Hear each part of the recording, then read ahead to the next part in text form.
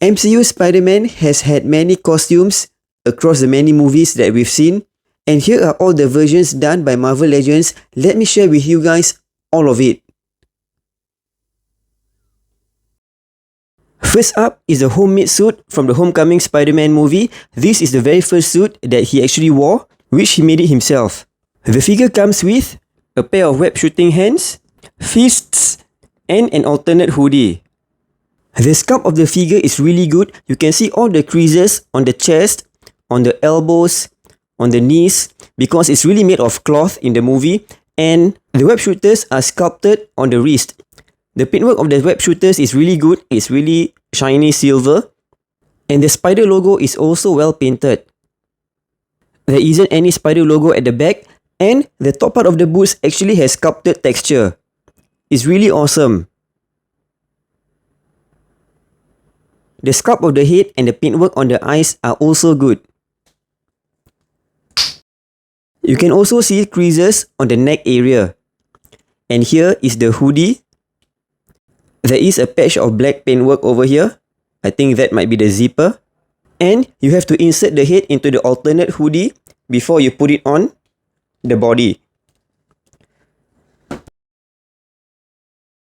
The Homecoming suit is really an awesome looking figure. One defect that my figure has is the alternate hands has an exposed hinge joint on the wrist. Check this out.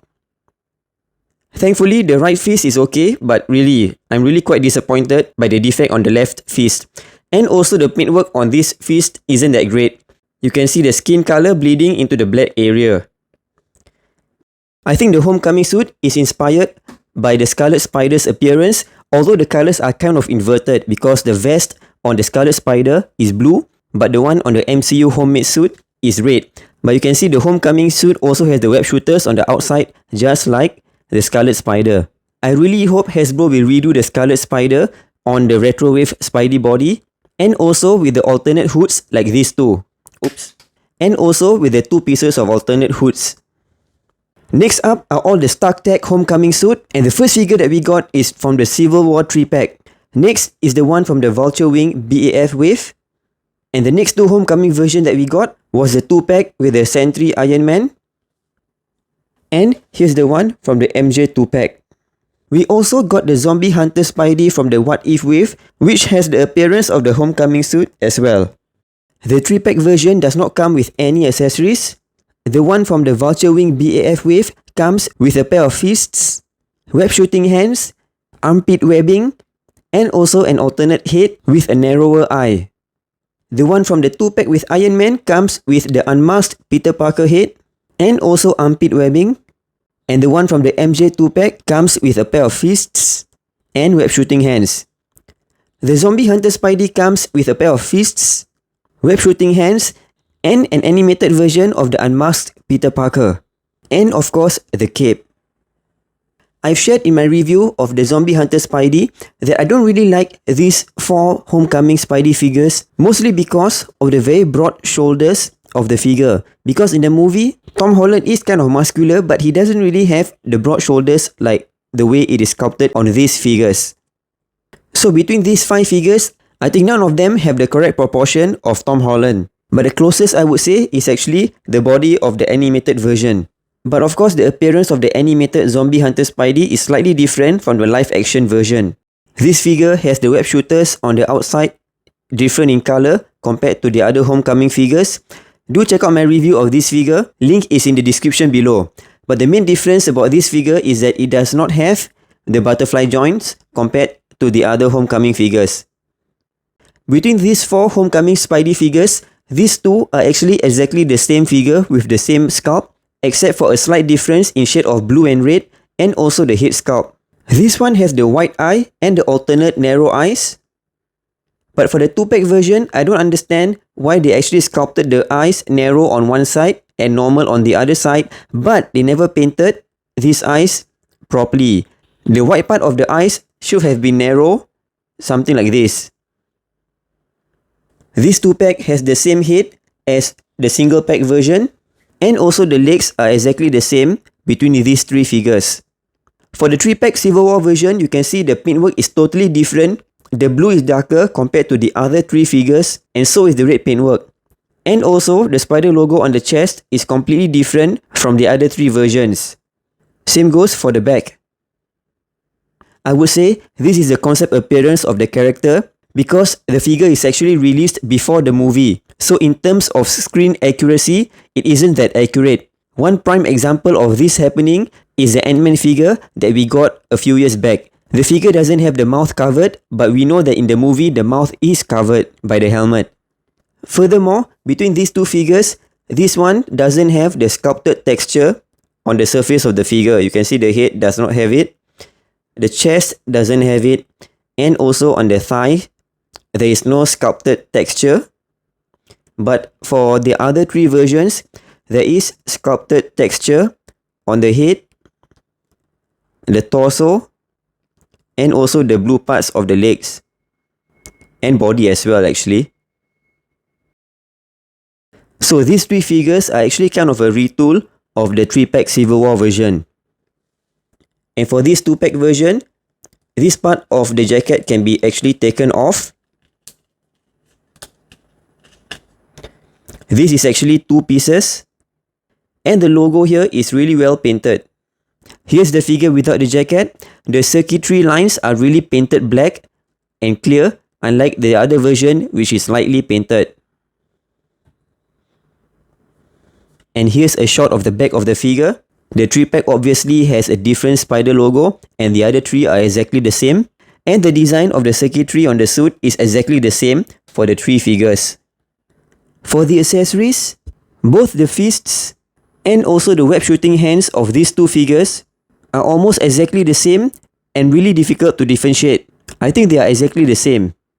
And for the armpit webbing, the sculpt is exactly the same except that the color is slightly different.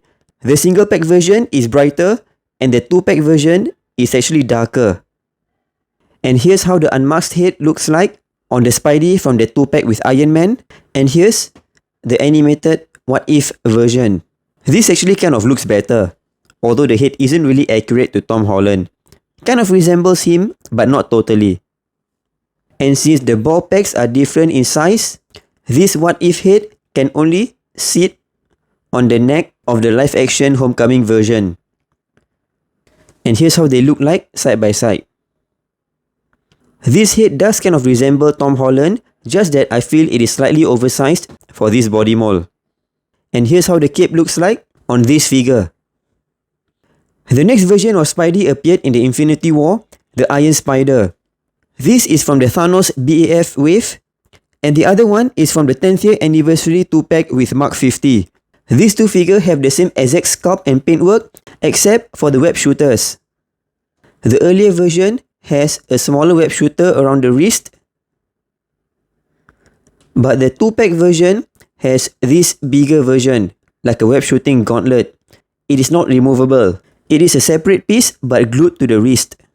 And of course, the main difference between these 2 is that the 2-pack version came with the mechanical arms and the single pack version did not. Back then, it still hasn't gotten to my head that they would re-release the figure with the correct accessories, so I decided to DIY, and that's why I have these 4 holes over here. I dremeled a hole in order to use the ZD Toys version of the mechanical arms.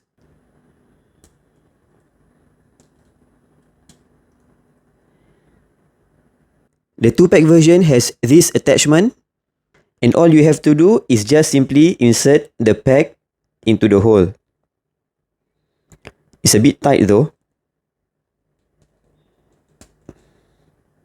These mechanical arms are also better articulated. Each of the arms has 3 points of articulation, 1 hinge joint over here, swivel and hinge joint on the other 2 parts. Here they are side by side.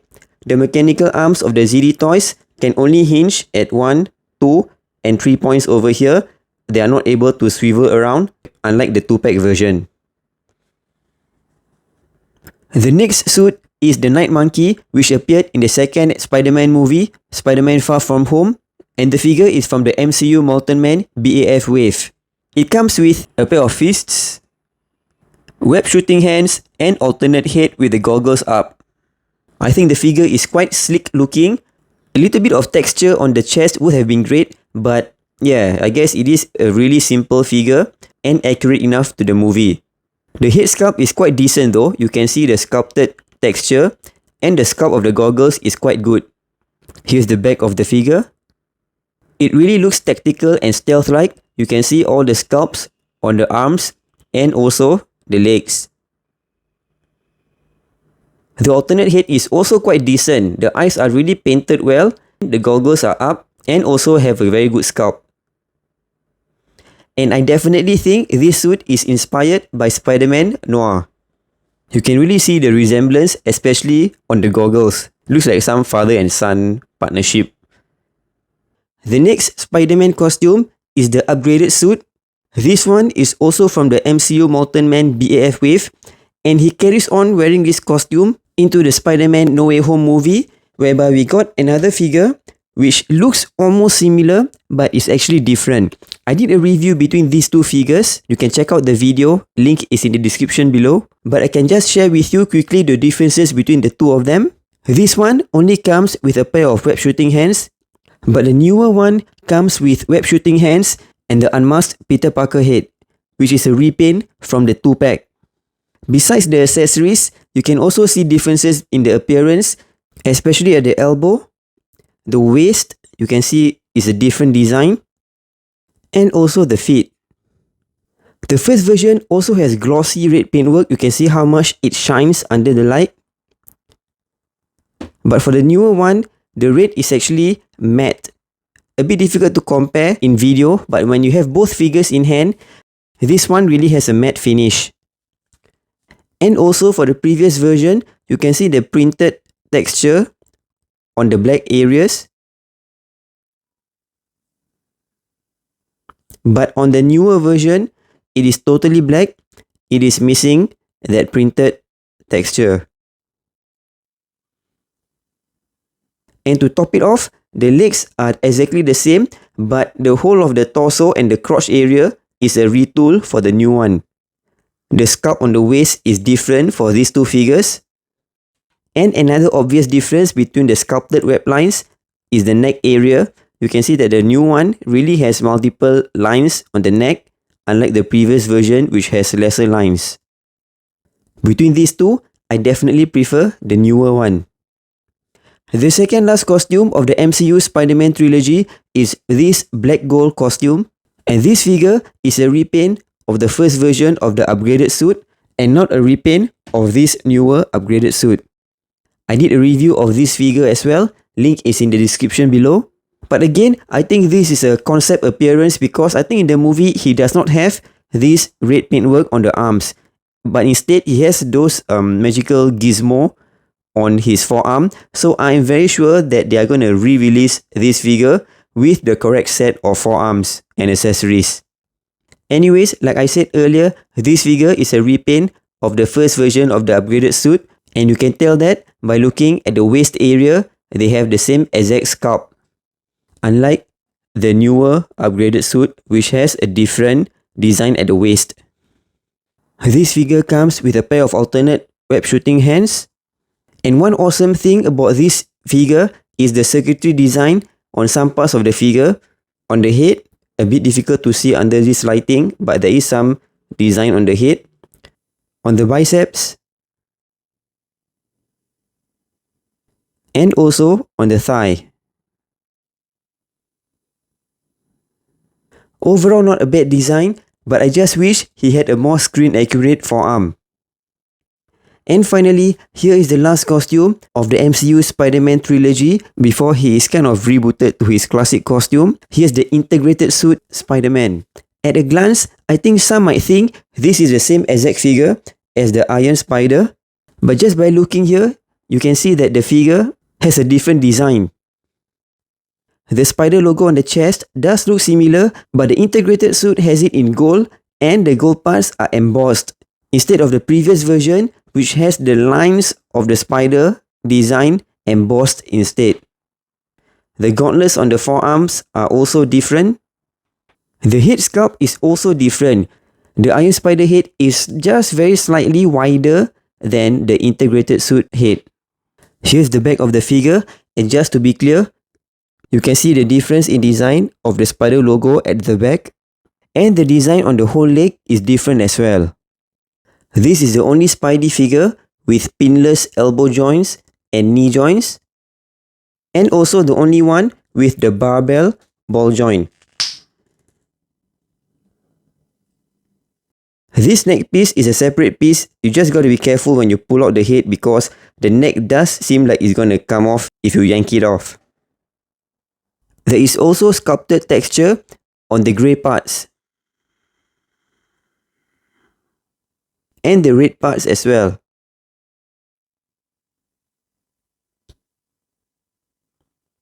For articulation, all of them are very similar in terms of the points of articulation. For example, all of them have the shoulder butterfly joint except for the zombie hunter Spidey and the homemade suit. All of them have the double hinge elbow joints and knee joints and ankle hinge and rocker and the ab crunch and waist swivel. So those are pretty much the articulation that all of these Spidey figures have, and the only one that has the calf swivel is the homemade suit. This is the only one that has a calf swivel. And for a Spidey figure, most of them can't do a decent split except for the integrated suit and this newer upgraded suit. The homecoming figures really can't do much split. This is like the maximum that it can do for all of the homecoming Spidey figures. And it's even worse for the zombie hunter Spidey. This is the maximum it can go. Here's how each of these figures look like with the Peter Parker head and also the What If Peter Parker head. And like I mentioned earlier, these homecoming figures have a smaller ball pack compared to the other Spidey figure heads, and that's why I can't try this on the rest of the Spidey figures. And lastly, my top 3 Spidey figures would be these 3 figures over here. For the homemade figure, I really like the sculpt of it. The creases really look good and the web shooters are really painted and sculpted really well. The only downside, like I shared earlier, is the defect that I got, but overall, I really like this figure and the design and sculpt of it. The Iron Spider figure is also definitely one of my favorite because of the shiny paintwork and also the fact that this one has the mechanical arms. There is also sculpted texture on the figure, which is really awesome. And actually, at my number 1 spot is the integrated suit because I really like the design because it's really different from the Iron Spider costume which we saw from the Infinity War all the way to Endgame. And the sculpt of the figure is also really good. So this is definitely my favorite. This is number 2 and this is at number 3. Which are your top 3 MCU Spidey figures? Do share it in the comments below. Thanks for watching. Do check out my reviews of some of the Spidey figures over here.